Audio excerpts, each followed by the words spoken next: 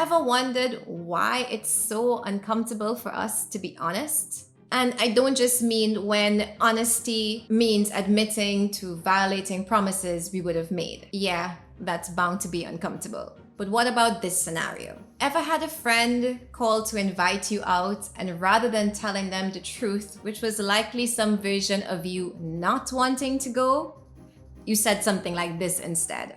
Yeah, I'm not feeling well. I have a headache. Whew, I have an early day tomorrow. Gosh, I wish, but I have this deadline that's killing me. Or maybe you didn't bother to even show up, so you hit them with the, I am so sorry, I just fell asleep, I didn't know what happened. Gosh, my dog died. My phone, it fell into the toilet and it totally freaks out on me. Meanwhile, they're watching you thinking, yeah, we both know that's not true because I saw you commenting on the Matt's photo at 11:23 p.m. Why? Why do we do that? Did you know that if at the end of a day you don't have the energy to facilitate a call, a meetup, or a request that is outside of your desired scope, you can simply say, hey, I really appreciate this invitation, but I'm feeling so drained tonight, so I just don't have the energy to do it. What if you had all the energy, but you just didn't want to give it to what they were proposing?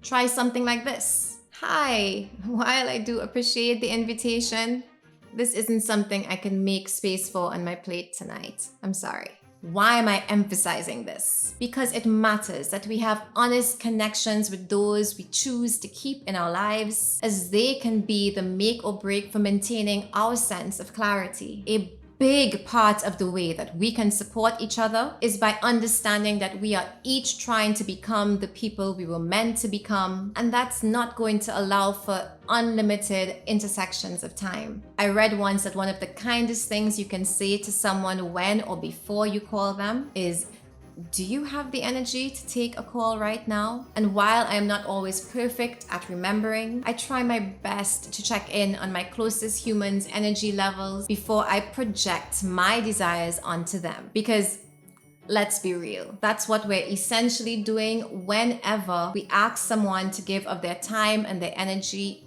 even if it's just to talk. The truth is, not everyone is going to understand. And sometimes it's the closest people to you who will oppose these moves the most. They're simply accustomed to a certain level of interaction and perhaps they're not a fan of change. You're going to have to be okay with that.